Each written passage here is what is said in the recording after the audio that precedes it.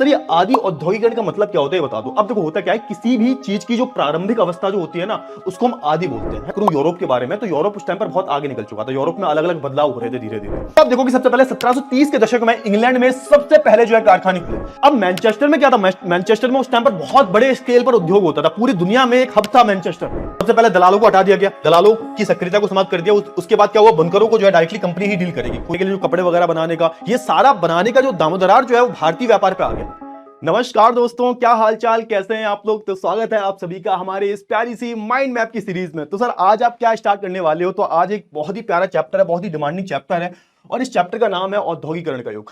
यकीन मानिए कि रिवीजन पर्पस के लिए जो लेक्चर है बेस्ट रहने वाला है। वैसे चैप्टर बहुत बड़ा है, बहुत बड़ा, मतलब 3 से 4 घंटे का लेक्चर है पढ़ाने बैठूंगा डिटेल में तो। लेकिन हमें जो है कम से कम वक्त में इस चैप्टर को खत्म करना है, और आपके रिवीजन पर्पस के लिए जो लेक्चर है बेस्ट होने वाला है। अब सुने, यहाँ पे औद्योगिकरण के युग की अगर मैं बात करूं, यहाँ पे किस युग की बात हो रही है, तो यहाँ पर औद्योगिकरण के युग की बात हो रही है। तो सबसे पहले यहाँ पर जो शब्द है औद्योगिकरण, इस पर थोड़ा सा फोकस कर लेते हैं, इस पर थोड़ी सी नजर डाल लेते हैं। अच्छा, औद्योगिकरण जो है किस शब्द से मिलकर आया, तो उद्योग से मिलकर बना है। औद्योगिकरण उद्योग से मिलकर बना है। तो सर, जैसे उद्योग का मतलब क्या होता है कि जहां पर बहुत ज्यादा क्या हो रहा होता है, प्रोडक्शन हो रहा होता है। प्रोडक्शन मतलब उत्पादन हो रहा होता है। फिर वो उत्पादन जब होता है, वो जो जिस वस्तु का उत्पादन होता है, फिर वो बाजार में जाती है, उसकी खरीद बिक्री होती है। तो ऐसी हमारा जो है पूरी अर्थव्यवस्था ही हमारी ऐसी चलती है, ठीक है ना। अच्छा, अब इस युग में क्या हुआ, तो इस युग में बहुत बड़ा बदलाव देखने को मिलता है। मतलब उद्योग करने के तरीकों में जो बहुत बड़े बड़े बदलाव आए। तो जैसे अगर मेनली मैं बात करूं, अगर कोई एक निश्चित परिभाषा तो नहीं है, लेकिन मैं वैसे बताऊं आपको, तो आप देखोगे यहां इस युग में क्या होता है। इस युग में आप देखोगे बड़ी बड़ी फैक्ट्रियां लगनी शुरू हो जाती हैं। जो हस्त निर्मित वस्तुएं जो थी, जो हाथों से बनने वाली वस्तुएं जो थी, वो मशीनों से बननी शुरू हो जाती हैं।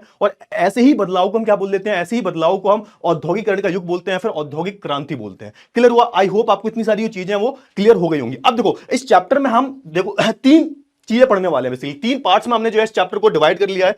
3 भागों में हमने इस चैप्टर को जो बांट लिया। पहला भाग कि औद्योगिक क्रांति से पहले क्या स्थिति थी, इसके बारे में बात करेंगे। इसको हम बोलते हैं आदि औद्योगिकरण। अच्छा सर, ये आदि औद्योगिकरण का मतलब क्या होता है, बता दो। अब देखो, होता क्या है, किसी भी चीज की जो प्रारंभिक अवस्था जो होती है ना, उसको हम आदि बोलते हैं, है ना। इसको इंग्लिश में क्या बोलते हैं सर, इसको इंग्लिश में हम बोलते हैं प्रोटो इंडस्ट्रियलाइजेशन। मतलब औद्योगिकरण की जो आरंभिक अवस्था थी। अब ऐसा तो है नहीं कि रात में तुम सोए, सुबह उठे, तुम्हें बड़ी बड़ी बिल्डिंगें दिख रही हैं, बड़ी बड़ी फैक्ट्रियां दिख रही हैं, बड़ी बड़ी मशीनें दिख रही हैं, ऐसा नहीं हुआ। मतलब इसको पूरे पैर फैलाने में, औद्योगिक क्रांति को पूरी तरह से अपने पैर फैलाने में, पैर जमाने में आप देखोगे 100 वर्ष से ज्यादा लग गए। तो जो औद्योगिकरण की पहली जो आरंभिक अवस्था जो थी, वो कैसी थी, क्या हुआ करता था, उसके बारे में हम बात करेंगे। क्लियर हुआ ना। अब देखो, जैसे यहां पे शब्द का इस्तेमाल हुआ है क्रांति। सर, क्रांति का मतलब क्या होता है, मैंने आपको बताया था। क्रांति का मतलब होता है कि बहुत बड़ा बदलाव जब होता है। अब जो बदलाव जो होता है वो एकदम से नहीं होता। कोई भी बदलाव जो होता है वो एकदम से नहीं होता, धीरे धीरे होता है। तो यहां पर औद्योगिक क्रांति की अगर मैं बात करूं, तो ये बदलाव भी बहुत धीरे धीरे हुआ। और इसका जो शुरुआती चरण जो है, इसकी जो इनिशियल स्टेज जो है, उसको हमने आदि औद्योगिकरण बोलते हैं। तो सबसे पहले हम आदि औद्योगिकरण के बारे में बात करेंगे, क्या हुआ करता था। उसके बाद किस तरीके से आदि औद्योगिकरण से हम पूर्ण रूप से औद्योगिकरण की तरफ बढ़ेंगे। इसमें आप देखोगे किस तरीके से फैक्ट्रियों का निर्माण होगा, किस तरीके से जो उत्पादन जो है, उत्पादन करने की क्षमता जो बढ़ाई जाएगी। फिर आप देखोगे कि ये औद्योगिकरण का जो उपनिवेश जो थे, उपनिवेश मतलब जो हमारा भारत जो था, यानी कि जिन देशों को गुलाम बना रखा था, उसमें किस तरीके से ये औद्योगिकरण जो दिखाई देता है। मतलब हम भारत की बात करेंगे, किस प्रकार से औद्योगिकरण के कुछ अंश जो है वो भारत में दिखाई देते हैं। तो हम 3 हिस्सों में जो है इस चैप्टर को बांट लेते हैं, अलग अलग टॉपिक है। सबसे पहले टॉपिक की बात कर लेते हैं। टॉपिक को पढ़ने से पहले यहाँ पर कुछ चित्र दे रखे हैं, आपकी किताब में भी दे रखे हैं। अगर आप पढ़ोगे तो दोनों चित्रों में तस्वीरें दे रखी हैं। इस तस्वीर में आप देखोगे ऊपर लिखा हुआ है डॉन ऑफ द सेंचुरी, मतलब एक नए युग की शुरुआत हो चुकी है। और नीचे एक सुंदर सी कन्या आपको दिख रही है ना। अच्छा, ये जो पूरे चित्र की अगर बात करें, तो ईटी पॉल नाम की एक म्यूजिक कंपनी थी, उनकी किताब जो आई थी, उसका जो कवर पेज जो था, उसमें आपको जो है सामने दिखेगा ये, ठीक है। इसमें आप एक सुंदर सी कन्या देख रहे हो, ये एक नया युग का प्रतीक है। पीछे आप बहुत सारी मशीन्स देख रहे हो। और सिंपल सी बात है, अगर मैं इस पूरी तस्वीर को समझाने की आपको कोशिश करूं, नीचे अगर आप देखोगे तो एक पहिए पे खड़ी हुई है, इसके पंख लगे हुए हैं। मतलब ये जो टायर है, ये पहिया जो है, ये एक तरीके का समय का प्रतीक है कि भैया अब जो है, जो पश्चिमी देश है, जो यूरोपीय देश जो है, इनका अच्छा समय आ गया है, इनकी अच्छी शुरुआत हो चुकी है। और आप देखोगे पीछे मशीनें वगैरह बनी हुई है। इसका मतलब क्या है, इसका मतलब यह है कि एक तरीके की आधुनिक युग की जो है शुरुआत जो है पश्चिमी देशों में हो चुकी है। तो ये कुछ इस तरीके से यहां पर इन्होंने अपने इस औद्योगिक की नई क्रांति को, औद्योगिक के इस नए युग को जो है इस चित्र के जरिए जो समझाने की कोशिश की है। उसके बाद आप दूसरी पेंटिंग देखोगे, दूसरे जो चित्र देखोगे, ये बहुत ज्यादा इंटरेस्टिंग है। इसमें आप देखोगे 2 आपको अलग अलग लोग दिख रहे हैं, 2 आपको अलग अलग तस्वीरें दिख रही हैं। ऊपर की तस्वीर की अगर हम बात करें, इसको हम प्राच्य दुनिया बोलते हैं, ओरिएंट जो हमारा एक युग है ओरिएंट दुनिया की अगर हम बात करें, प्राच्य दुनिया की अगर हम बात करें, उसके बारे में यहाँ पर बात की गई है। यानी कि यहाँ पर आप देखोगे क्या एक जादूगर है जो अपने चिराग को घिसता है ना, इसका जो चिराग है इसको घिसता है, और आप देखोगे पीछे क्या बन जाता है, बड़ा सा महल बन जाता है। लेकिन अगर आप नीचे आप देखोगे एक मैकेनिक है और इसके हाथ में बहुत सारी मशीनें औजार हैं, और आप देखोगे पीछे बिल्डिंग्स बना दी इसने इन औजारों से, है ना। ये बहुत बड़े बड़े पुल बना दिए, जहाज बना दिए। तो यहाँ पर बेसिकली यहाँ पर बताया गया है कि किस तरीके से जो पूर्वी दुनिया है वो अभी भी कितनी पिछड़ी हुई है, और हम जो है मतलब इनके यहाँ पर अभी भी ये सब जादू जैसा है। क्लियर हुआ, अभी भी एक तरीके का यहाँ पर एक चमत्कार जैसा, और हमारे यहाँ पर हमारे जो मैकेनिक्स वगैरह जो हैं ये ऑलरेडी इन सारी चीजों को बना रहे हैं। क्लियर हुआ, तो यहाँ पर एक तरीके से यहाँ पे कंपेयर किया गया है पश्चिमी दुनिया का पूर्वी दुनिया से, ठीक है ना। तभी इसको हम ओरिएंट दुनिया बोलते हैं, प्राच्य दुनिया बोलते हैं। प्राच्य दुनिया का सिंपल सा मतलब होता है कि भैया जो पूर्वी की दुनिया, पूरब के जो देश हैं, जैसे एशियाई देशों की हम बात करें, उस टाइम पर बहुत पिछड़े हुए थे, ठीक है ना। तो उनकी जो यहाँ पर तुलना की गई है अपने से, ये लोग तुलना कर रहे हैं बेसिकली कि हम कितने आगे निकल चुके हैं और ये कितने पीछे हैं, अभी भी जादू टोने पर विश्वास रखते हैं, ठीक है। चलिए चलिए आगे हम बात कर लेते हैं औद्योगिक क्रांति से पहले का इतिहास। अब यहां पर सबसे पहले बात कर लेते हैं, देखो औद्योगिक क्रांति जो है रातों रात नहीं हुई, औद्योगिक क्रांति को अपने पैर फैलाने में बहुत समय लगा। उससे पहले का इतिहास क्या था, यानी कि हम आदि औद्योगिकरण के बारे में बात कर रहे हैं, यानी कि औद्योगिकरण की जो पहली प्रारंभिक अवस्था जो थी, शुरुआत जो थी, उसके बारे में हम बात करें। तो सबसे पहले हम बात करें कि हमेशा जब मैं बात करता हूं औद्योगिकरण के बारे में, तो इसको हमेशा किससे जोड़ के देखा जाता है कि कारखानों के विकास से जोड़ के देखा जाता है कि भाई कारखानों का विकास हुआ, बड़ी बड़ी फैक्ट्रियां आ गई, बड़ी बड़ी मशीनें लगी, और यही तो औद्योगिकरण है। लेकिन उससे पहले की अवस्था के बारे में कोई बात ही नहीं करता। जैसे हम बात करें औद्योगिकरण का इतिहास जो है उद्योगों की स्थापना से शुरू होता है।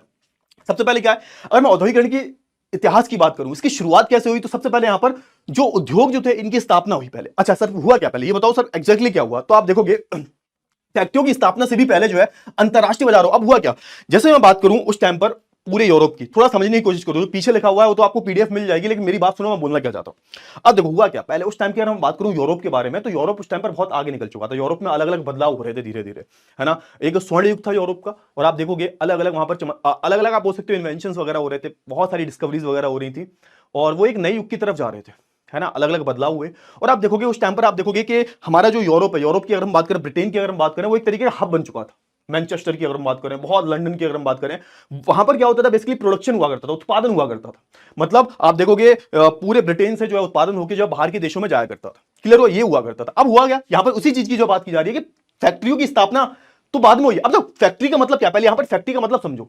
फैक्ट्री का सिंपल सा मतलब था उस टाइम पर कि जब सारे जो लोग हैं एक छत के नीचे सारे काम हो रहे हैं। मतलब मान चलो कोई कपड़े की फैक्ट्री है, अब कपड़ा बनेगा उसमें, तो सिलाई कताई बुनाई सब एक ही छत के जब नीचे होती है, तो उसको हम फैक्ट्री बोलते थे, सब मिलकर काम कर रहे हैं, वो फैक्ट्री में हुआ करता था, है ना। पहले क्या था, फैक्ट्री बनने से पहले आप देखोगे जो अलग अलग जो आप बोल सकते हो जो स्तर है, जो भी अलग अलग स्तर है उत्पादन के, कि भाई सिलाई कोई और करेगा, कताई कोई और करेगा, बुनाई कोई और करेगा, है ना, उस पर रंग कोई और देगा, तो ये अलग अलग जगह पर हुआ करते थे। क्लियर हो, तो यही तो हम बोल देते हैं इसको आदि औद्योगिकरण। आदि औद्योगिकरण कुछ भी नहीं है। आदि औद्योगिकरण की अगर हम बात करूं, उसका मतलब क्या था, उसका मतलब ये था कि पहले क्या हुआ करता था कि उत्पादन जो हुआ करता था वो गांव में हुआ करता था, और गांव में जो अलग अलग लोग हैं वो उत्पादन किया करते थे। मतलब जैसे मान के चलो सिलाई कोई और कर रहा है, कताई कोई और कर रहा है, बुनाई कोई और कर रहा है, बड़े बड़े जो आप बोल सकते हो जो व्यापारी वगैरह जो है वो गांव में जाया करते थे, और बहुत सारे जो किसान थे जो खेती भी करते थे और साथ के साथ ही काम भी करते थे, तो उनका उत्पादन जो है गांव में हुआ करता था। और गांव में आप देखोगे कि अलग अलग स्तर पर सिलाई कोई और कर रहा है, अलग बुनाई कोई और कर रहा है, कताई कोई और कर रहा है, अलग अलग स्तर पर जो है अलग अलग उत्पादन हुआ करते थे।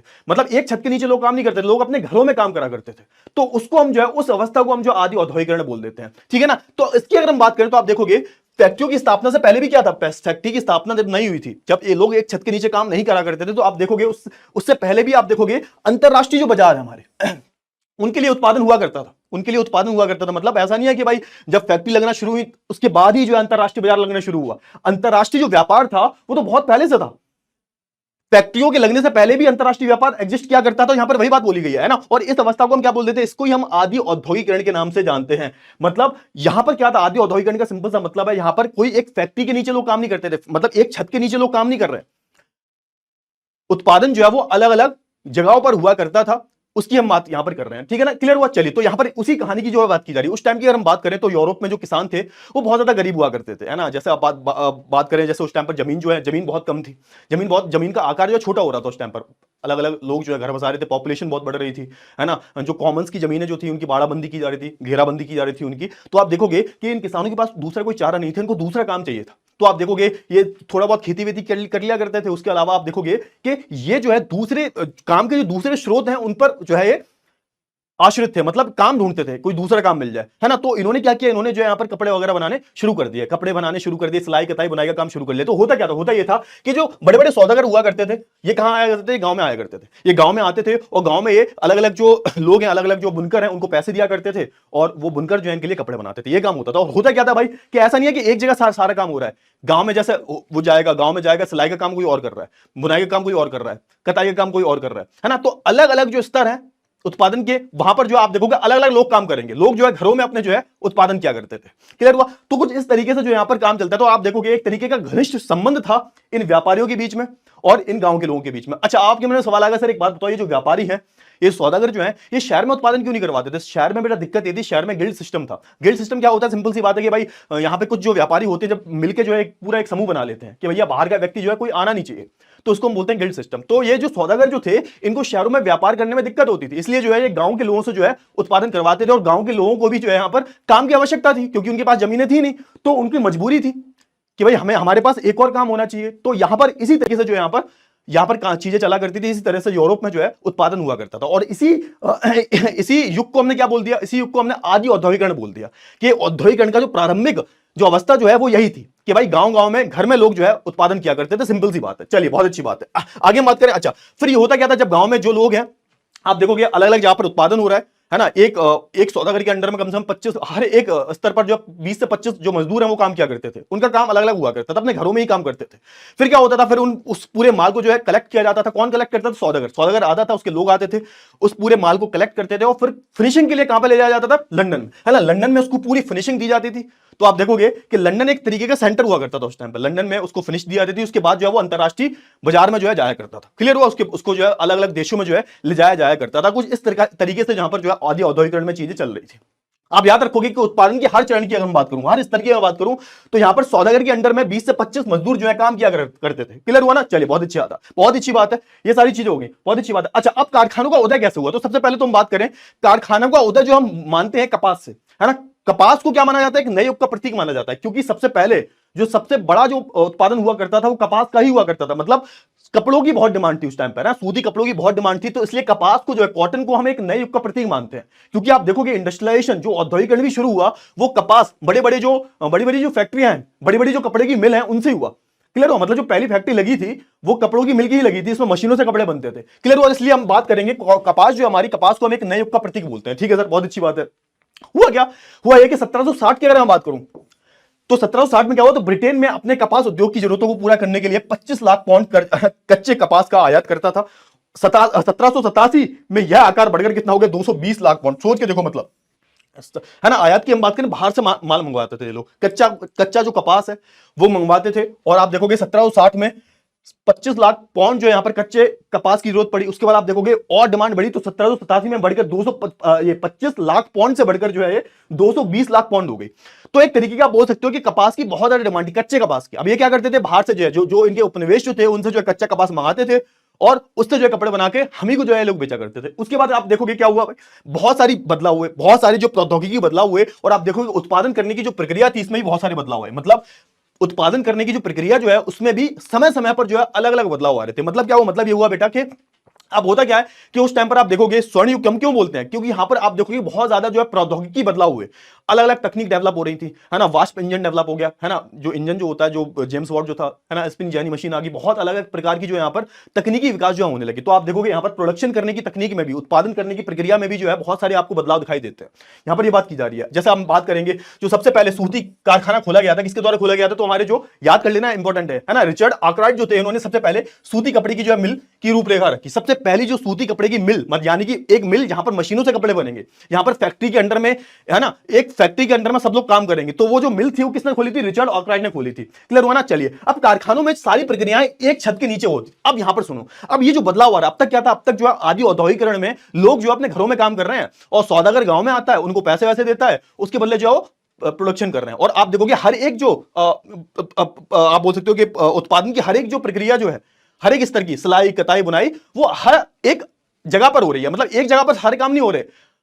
किसी को आपने सिलाई का काम दे दिया तो सिलाई का काम कर रहा है अपने घर में, किसी को आपने बुनाई का काम दे दिया, बुनाई का काम कर रहा है अपने घर में। तो अलग अलग जगह पर ये सारी प्रक्रियाएं चल रही हैं। लेकिन यहां पर क्या हुआ, कारखानों में आप देखोगे एक छत के नीचे जो है सारे लोग काम कर रहे हैं, है ना। कारखानों में सिलाई कताई बुनाई वगैरह हर एक स्तर की हम बात करें वो सब एक ही छत के नीचे हो रही है। एक सुपरवाइजर होगा जो इनके काम की निगरानी रखेगा। तो इस तरीके से जो है आप बोल सकते हो कारखानों का विकास होना शुरू हुआ। क्लियर हुआ? चलिए बहुत अच्छी बात, आगे बात कर लेते हैं। अब यहां पर औद्योगिक परिवर्तन की रफ्तार कैसी थी, है ना, रफ्तार की अगर हम बात करें, मतलब औद्योगिक विकास जो हो रहा है इसकी रफ्तार कैसी है, तो भाई इसकी रफ्तार की अगर हम बात करें, मैंने आपको ऑलरेडी बताया कि भाई बहुत धीमी थी इसकी रफ्तार। मतलब आप देखोगे कि पूरी तरह से औद्योगिकरण को अपने पैर फैलाने में 100 साल से भी ज्यादा लग गए। एकदम से आप देखोगे लोगों ने इन मशीनों को एक्सेप्ट नहीं किया था, लोग डरते थे भाई कि भाई क्योंकि उस टाइम पर बेरोजगारी बहुत ज्यादा थी। उन लोगों को लगता था कि भैया अगर हम बात करें, अगर हम लोगों को नौकरी देंगे तो वो ज्यादा सस्ता पड़ेगा। लोग जो है उस टाइम पर कम पैसे में काम करने के लिए तैयार हो जाते थे। उस टाइम पर लोग जो थे इन मशीनों से डरते थे, बेसिकली डरते इन द सेंस कि उनको लगता था कि मशीनें ले ली, और मशीन के स्टार्टिंग में आप देखोगे ना, मशीन से बने हुए जो कपड़े हुआ करते थे वो उतने ज्यादा अच्छे नहीं थे। हाथों से बने हुए जो कपड़े थे उनको ज्यादा प्रायोरिटी दी जाती थी। मशीनों से बने हुए कपड़ों को जो है उतनी ज्यादा प्रायोरिटी नहीं दी जाती थी। तो आप देखोगे कि धीरे धीरे धीरे करके जो है ये औद्योगिकरण अपने पैर फैलाने शुरू करेगा। लोगों ने एकदम से जो एक्सेप्ट नहीं किया। मैंने बताया ना आपको, बदलाव एकदम से नहीं होते, धीरे धीरे होते हैं। ठीक है, चलिए अब हम बात कर लेते हैं औद्योगिकरण परिवर्तन की रफ्तार के बारे में बात करें तो आप देखोगे सबसे पहले 1730 के दशक में इंग्लैंड में सबसे पहले जो है कारखाने खुले।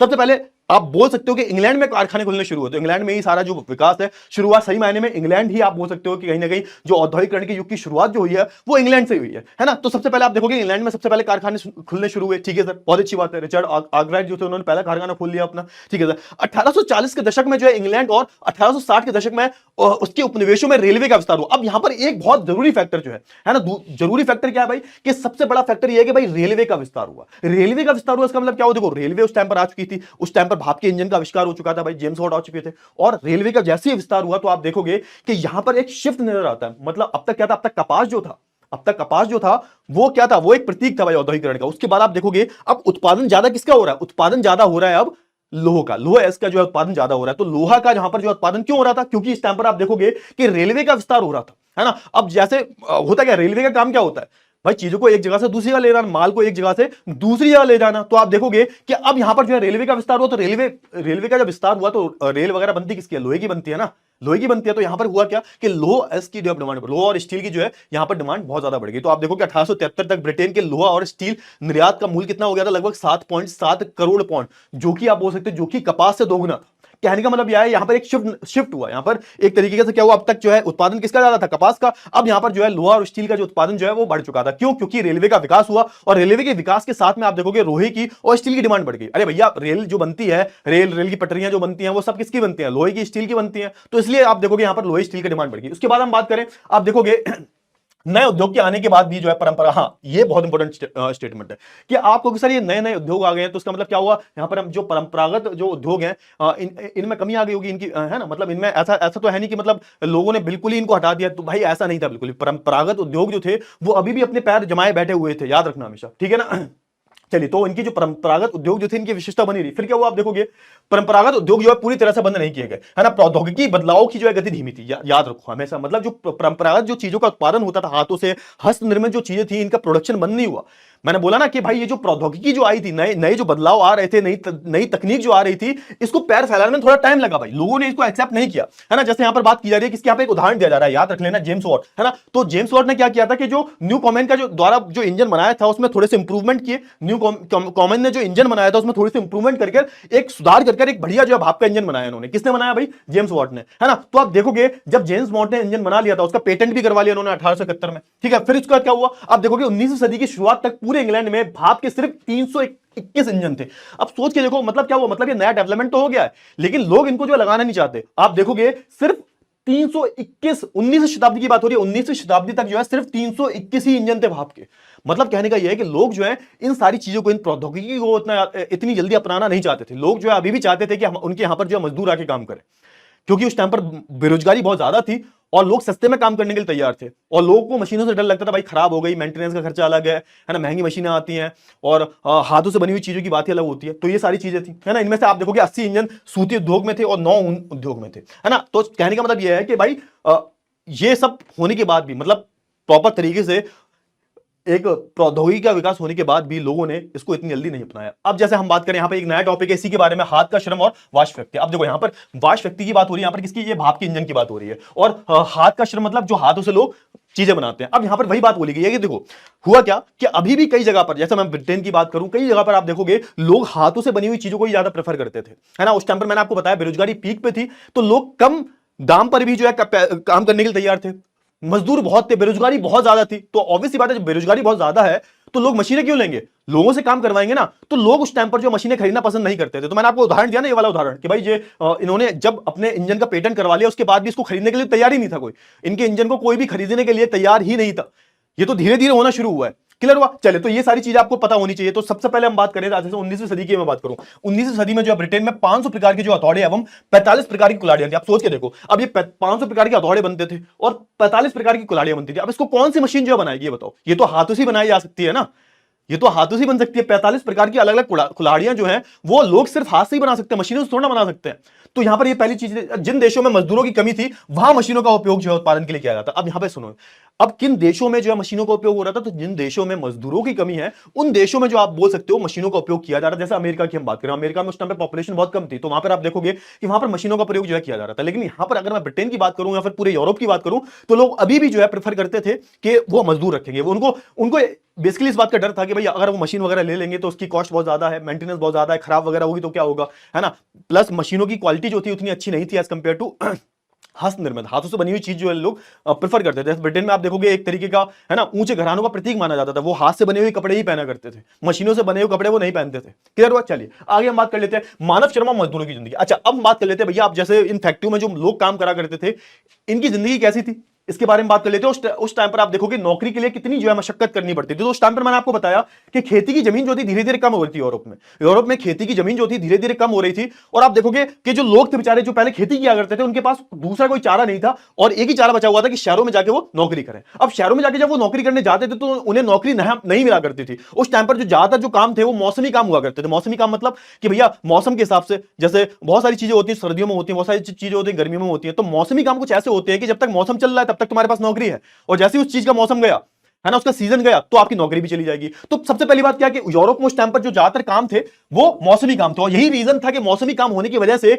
लोग को मशीन खरीदना पसंद नहीं थी। अब सोच के देखो कि जब मौसम होगा तब वो मशीन चलेगी, अब जब मौसम नहीं है तो मशीन रखी रहेगी ऐसे ही, उसका कोई यूज ही नहीं है, बेफालतू में पैसा और खर्च होगा मेंटेनेंस में। तो इसलिए लोग जो है मशीन खरीदना पसंद नहीं करते थे। और दूसरी बात यह है कि भाई मजदूर जो थे, है ना, उस टाइम पर बेरोजगारी बहुत ज्यादा थी, सस्ते में काम करने के लिए तैयार थे वो लोग, गांव से शहर की तरफ पलायन कर रहे थे, पॉपुलेशन बढ़ती जा रही थी। तो आप देखोगे जब तक आपकी अच्छी खासी जान पहचान नहीं है ना, जब तक आपकी अच्छी खासी जान पहचान नहीं है तो आपको नौकरी नहीं मिला करती थी। आपका अगर कोई रिश्तेदार है, आपका कोई सगा संबंधी जो है, वही सिर्फ जो है वो बोल सकते हो कि आपको नौकरी दिला सकता था। उस टाइम पर मजदूरों की हालत भी बहुत खराब थी, उनको रैन बसेरों में रहना पड़ता था, पुल के नीचे रह रहे हैं बेचारे, उनकी रहने की स्थिति अच्छी नहीं थी, वो बहुत ही ज्यादा उनकी दयनीय स्थिति थी, और उनको कम पगार में जो है काम करना पड़ता था। तो यही बात हो रही है। अब यहां पर तो कुछ डेटा दे रखा है, आप देखोगे 19वीं सदी की शुरुआत में जो है मजदूरों के वेतन में थोड़ा सुधार हुआ।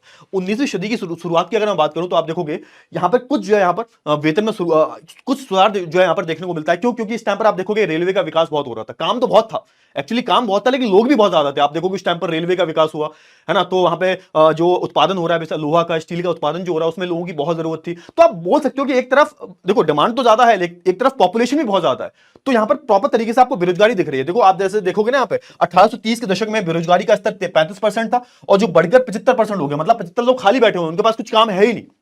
चलिए बहुत अच्छी बात है। अच्छा, मैं 1840 के दशक की बात करूं तो यहां पर एक नया बदलाव होता है। मैंने आपको जैसे कि बताया कि रेलवे का विकास हुआ, है ना, रेलवे लाइनों का विकास हुआ, सुरंगें बनी, बड़ी बड़ी सड़कें बनी। तो आप देखोगे यहां पर जो है कुछ जो है यहां पर रोजगार बढ़ा, मतलब 1840 में लोगों को जो है काम मिलना शुरू हो गया। क्यों शुरू हो गया? क्योंकि यहां पर रेलवे का विकास जो है वो शुरू हो गया था। अच्छा, अब यहां पर एक चीज और है, जब मैं मजदूरों की बात करता हूं तो उन्हें बिल्कुल भी ये मशीन जो है थी पसंद नहीं थी, है ना, उनको मशीनों वाले काम बिल्कुल भी पसंद नहीं थे। क्यों? क्योंकि वो डरा करते थे अगर मशीनों ने हमारी जगह ले ली तो हमारी नौकरी तो चली जाएगी। तो आप देखोगे कि बेरोजगारी की आशंका से, क्योंकि लोगों को बेरोजगारी का डर था, उस टाइम पर बेरोजगारी पीक पे, सोच के देखो 70% 75% बेरोजगारी चल रही है, तो लोगों को डर था कहीं ना कहीं कि भैया अगर ऐसा ही रहा तो अगर ये मशीनों ने हमारी जगह ले ली, और ये मशीनें आ गई, जैसे आज के टाइम पर हम बात करें एआई से लोग बहुत डर रहे हैं कि एआई सबकी जॉब खा लेगा। तो आज की अगर हम बात करें, जैसे हम एआई से डर रहे हैं, वैसे आप देखोगे कि उस टाइम पर जो लोग थे इन मशीनों से डरते थे। क्यों डरते थे? क्योंकि उनको डर था कि मशीनें आने के बाद हमारी नौकरी जो है चली जाएगी।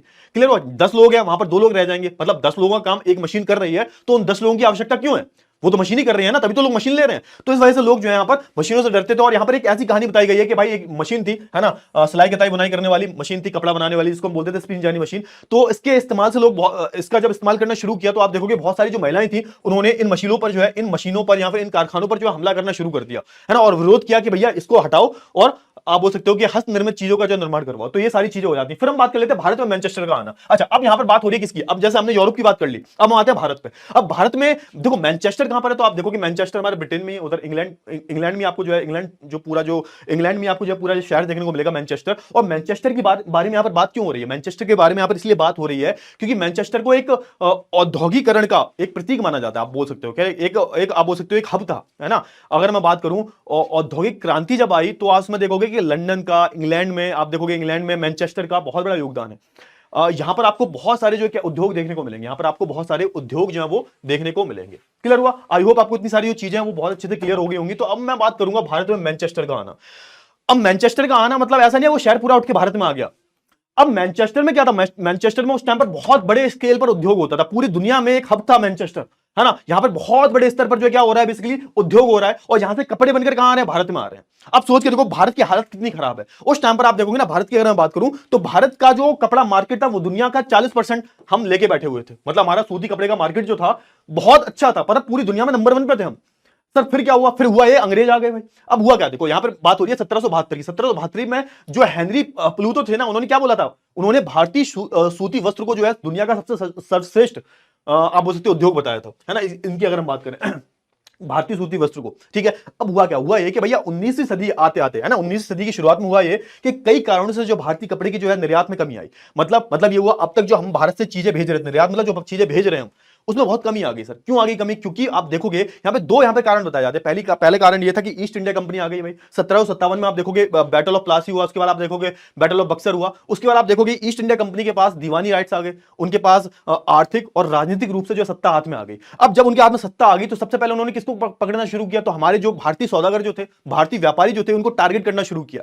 दूसरी बात यह है कि भाई मैनचेस्टर में कपड़े बनने लगे थे, इंग्लैंड में कपड़े बन रहे थे, मशीनों से कपड़े बन रहे थे, तो अब हमारी जरूरत क्यों होगी? तो आप देखोगे कि जो हमारे यहां से कपड़ा जाया करता था वहां पर, तो उस पर बहुत सारा टैक्स लगा दिया कि इतना टैक्स लगा दो कि वो इंग्लैंड में जाते जाते इतना महंगा हो जाए कोई लोग खरीदेंगे नहीं। तो यहां पर बहुत सारे कारण थे कि जो हमारा कपड़ा वहां जा रहा था, बाहर इंग्लैंड में जा रहा था, तो उस पर बहुत सारा टैक्स लगा दिया गया, बहुत सारा जो है उस पर मतलब इतना ज्यादा कर लगाया गया उस पर कि वो बहुत ज्यादा महंगा हो जाया करता था। तो इस तरीके से आप देखोगे कि हमारे भारतीय व्यापार को जो है यहां पे बर्बाद किया। अच्छा, भारतीय व्यापार चलता कैसे था? तो ये भी कुछ इसी तरह चलता था। मैं बताता हूं आपको भारतीय व्यापार की अगर हम बात करें तो यहां पे किस किस तरीके से जो है उत्पादन हुआ करता था। तो आप देखोगे कि बड़े बड़े आप बोल सकते हो कि बड़े बड़े उद्योगपति हुआ करते थे, बड़े बड़े उद्योगपति या फिर बड़े बड़े जो आप बोल सकते हो कि जो उत्पादन करवाते हैं बेसिकली, ये क्या करते थे बेसिकली? तो ये गांव में जाते थे, गांव में जाके जो किसान थे बेसिकली वो खेती भी करते थे, और खेती के साथ साथ ये बुनकर भी थे, वो बुनकरी का भी काम करते थे। तो सौदागर जो होते थे वो गांव में जाया करते थे सौदागर, और सौदागर गांव में जाके इन किसानों को पैसे वैसे देते थे, ठीक है।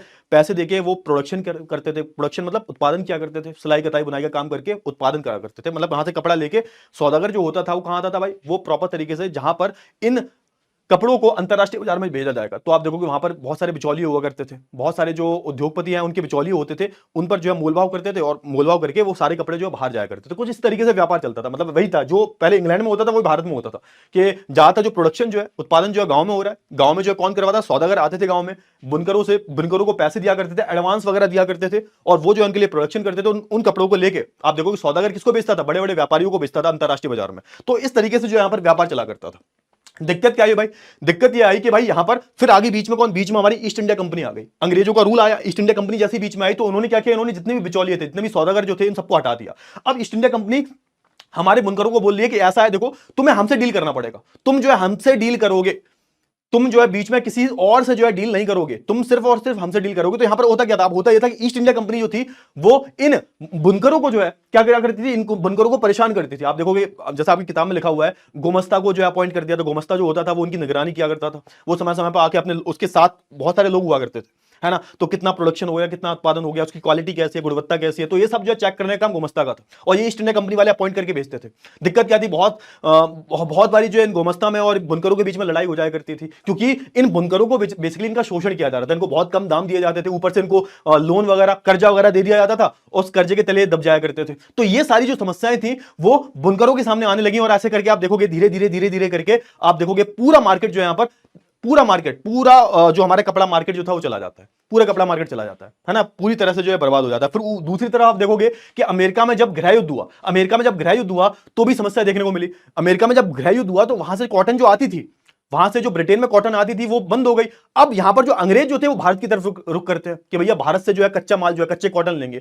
तो जब भारत से सारी कच्ची कॉटन इंग्लैंड में जाने लगी तो भारत के बुनकरों के पास कुछ बचा ही नहीं, भारत के व्यापारियों के पास कुछ बचा ही नहीं। तो इससे भी आप देखोगे कि हमारे हमारा जो सूती कपड़ा मार्केट जो था बर्बाद हो गया। तो बहुत सारे ऐसे कारण है इसकी वजह से आप देखोगे हमारा पूरी तरह से सूती कपड़ा जो है बेकार हो गया। क्लियर हुआ? आई होप आपको इतनी सारी चीजें वो क्लियर हो गई होंगी। तो यहां पर वही सब सारी जो चीजें हैं वो लिखी हुई हैं। ठीक है, सबसे पहले दलालों को हटा दिया गया, दलालों की सक्रियता को समाप्त कर दिया। उसके बाद क्या हुआ, बुनकरों को जो है डायरेक्टली कंपनी ही डील करेगी, कोई दूसरा जो है डील नहीं करेगा। बाकी अगर हम आगे बात करें तो आप देखोगे मैं अमेरिका में गृह युद्ध के बाद क्या हुआ, कच्चे कॉटन की डिमांड बढ़ी। तो इससे क्या हुआ, इससे हुआ एक कॉटन की कमी आ गई, क्योंकि अब कच्चा कपास जो है कहां जा रहा है, इंग्लैंड में जा रहा है। अब हो क्या रहा है, चल क्या रहा है, सुनो, अब कच्चा कपास वो हमसे ले रहे हैं, मैनचेस्टर में जा रहा है, उसी से कपड़े बना के हमको बेचे जा रहे हैं। समझ में आया? तो अब ये सारी जो चीजें हो रही हैं, और आप देखोगे मशीनों से बने हुए कपड़े जो थे वो बहुत ज्यादा सस्ते थे। तो इसलिए आप देखोगे भारत में जो है मैनचेस्टर ब्रांड के कपड़े जो है बहुत ज्यादा जो है लोग पहनते थे। क्यों? क्योंकि हाथों से बने हुए कपड़े जो थे महंगे थे, मैनचेस्टर से जो मशीनों से बनके कपड़े जो आ रहे थे वो बहुत ज्यादा सस्ते थे, और इस वजह से लोग जो है उनको ही पहनना जो प्रेफर करते थे। क्लियर हुआ? चलिए अगर हम बात करें थोड़ा सा, हम अगर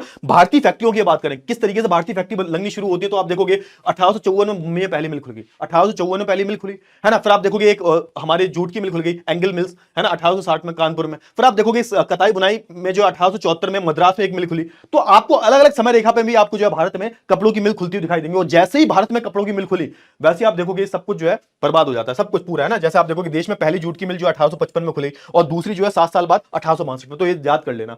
मजदूरों की, अच्छा अब होता क्या था, अब यहां पर वही होता था कि मजदूर जो थे अपनी फसलों की कटाई के टाइम पर, तीज त्योहार के टाइम पर जो अपने गांव चले जाते थे, और वैसे आप देखोगे ये शहर में आके जो है काम करते थे। तो यहां पर यही सीन था है ना, फैक्ट्रियों के मालिक जो मजदूरों की भर्ती करते थे, और यहां पर ये जो मजदूरों की भर्ती कौन कर रहा है, तो एक जॉबर नाम का बंदा होता था। आज के टाइम पर जैसा एचआर होते हैं ना, एचआर, तो वैसे जॉबर नाम का बंदा होता था। जॉबर क्या करता था, भर्तियां करता था, और जिसके अच्छे संबंध है जॉबर से तो वो नौकरी दिलवा दिया करता था। इसका काम ही तो जॉबर का यही काम था कि वो नौकरियां दिलवाएगा। ये बेसिकली पहले कोई सीनियर बंदा हुआ करता था, पहले ये भी नौकरी करा करता होगा, फिर इसकी जब जान पहचान ज्यादा बढ़ जाती होगी तो वो बंदा जॉबर बन जाता है। और जॉबर उसके बदले में क्या मांगता था, तो भाई कुछ है ना, कुछ आप बोल सकते हो गिफ्ट वगैरह मांगता था, पैसे वैसे मांगा करता था। तो उस हिसाब से आप देखोगे कि यहां पर ऐसी भर्तियां चला करती थी कि जॉबर था, जॉबर का काम क्या था, भर्ती करना। जॉबर का सिर्फ एक ही काम था, भर्ती करना, नौकरियां दिलाना। उसके बदले जो है ये जिसको नौकरी दिलवा रहा है उससे उपहार जो है एक्सपेक्ट करा करता था कि भाई उपहार मिलने की उम्मीद है कि भाई सामने वाले की तुम नौकरी लगाओगे तो सामने पैसे मिलेंगे, गिफ्ट मिलेगा, उपहार मिलेगा। तो ये सारी चीजें चला करती थी। आगे बात कर लेते हैं लघु उद्योग की बढ़ती संख्या। अब आप देखोगे कि हमारे भारत में बड़े बड़े जो उद्योग जो थे, बड़े बड़े जो मिलें जो थी वो बहुत कम थी है ना। आप देखोगे ज्यादातर जो उद्योग जो थे वो लघु उद्योग थे, मतलब छोटे स्तर पर है ना, छोटे स्तर पर जो छोटे मोटे उद्योग जो होते हैं वो ज्यादा थे। और आप देखोगे समय के साथ साथ कि प्रौद्योगिकी में भी विकास हुआ। जैसे आप देखोगे यहां पर एक बात की जा रही है कि 35% जो है 20वीं शताब्दी की अगर हम बात करेंगे तो 35% से अधिक जो बुनकर जो है वो फ्लाइंग शटल वाले करकों का इस्तेमाल कर रहे थे। इससे क्या हुआ, इनका काम आसान हो गया। तो जो सिलाई कताई का जो काम होता है बेसिकली, तो एक फ्लाइंग शटल जो मशीन जो थी इसने थोड़ा सा आसान कर दिया। तो आप देखोगे ये जो छोटे मोटे उद्योग जो थे ना, तो ये हाथ के कारीगर जो थे इन्होंने धीरे धीरे समय के साथ साथ इसमें कुछ नई तकनीक जो इस्तेमाल करनी शुरू करती। क्यों? क्योंकि भारत में आज भी जो बड़े उद्योग कम थे, आज भी मैक्सिमम जो उद्योग जो थे वो लघु उद्योग थे, छोटे उद्योग थे। और आप देखोगे समय के साथ साथ इसमें भी तकनीकी बदलाव हुए, और आप देखोगे ये भी आप बोल सकते हो बड़ा बड़ा है ना। 20वीं शताब्दी में आप देखोगे एक नई चीज और हुई कि हाथ से बनी हुई चीजों की डिमांड बढ़ने लगी धीरे धीरे।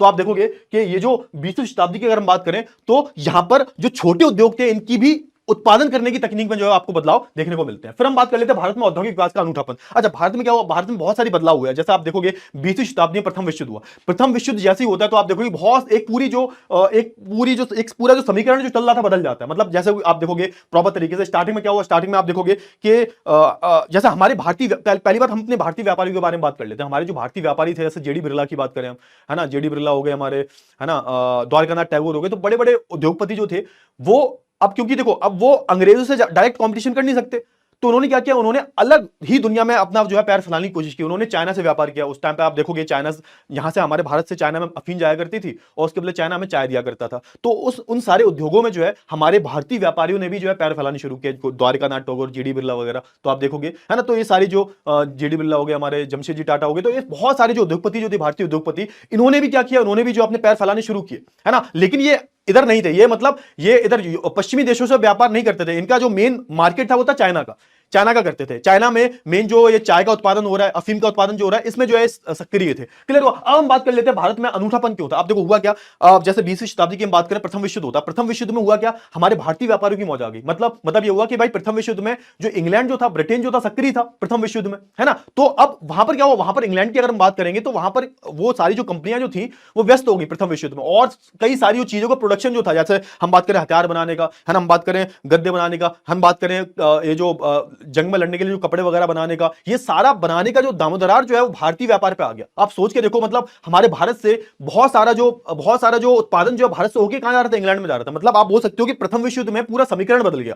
अब क्या था, अभी तक क्या था कि इंग्लैंड से चीजें भारत में आ रही हैं, अब क्या हुआ, अब इंग्लैंड तो प्रथम विश्व युद्ध में व्यस्त है, तो वो तो अपना उत्पादन कर रहे हैं भाई, क्योंकि उस टाइम पर प्रथम विश्व युद्ध में डिमांड बहुत बढ़ गई थी, उत्पादन की बहुत डिमांड बढ़ गई थी। तो आप देखोगे जो उनकी कंपनियां जो थी वो उतना उत्पादन नहीं कर पा रही, तो हमारे भारत ने जो उत्पादन करके इंग्लैंड को दिया। तो आप देखोगे प्रथम विश्व युद्ध के बाद क्या हुआ, बहुत सारा समीकरण बदल गया। अब हुआ क्या, आप देखोगे यहां पर कि चाइना की अगर हम बात करें, जापान की हम बात करें, तो चाइना और जापान में जो आप बोल सकते हो कि हमारे भारत से जो धागा वगैरह जो जाता था, है ना, तो वो भी जाना बंद हो गया। तो वहां पे भी लिखा हुआ 1906 के बाद जो है चीन जाने वाले धागे में भी कमी हो गई। जैसे भारत से एक धागा जाया करता था, है ना, क्योंकि ब्रिटेन का जो धागा था वो ज्यादा अच्छा नहीं था, हमारे भारत से जो धागा जाया करता था कपड़े वगैरह बनाने का, उसमें भी कमी आ गई, है ना, कि वहां के बाजारों में चीन और जापान के उत्पाद जो अधिक बिकने लगे। तो आप देखोगे वहां खुद ही जो है वो लोग धागा वगैरह बना के बेचते थे। तो आप देखोगे हमारे भारत से जो धागा जाता था चीन में, वो भी बंद हो गया। दूसरी बात क्या, दूसरी बात यह प्रथम विश्व युद्ध यहाँ पे, है ना, प्रथम विश्व युद्ध का भी अच्छा खासा जो यहाँ पर असर देखने को मिला, है ना। और आप देखोगे युद्ध के बाद क्या हुआ, युद्ध के बाद जो मैनचेस्टर की पहले जैसी चमक जो थी वो चली गई।